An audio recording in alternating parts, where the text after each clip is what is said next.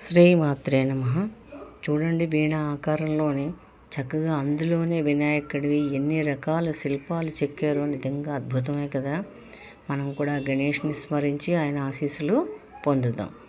ఓం వక్రతుండ మహాకాయ కోటి సూర్య సమప్రభ నిర్విఘ్నం కురు మే దేవ సర్వకార్యేషు సర్వదా.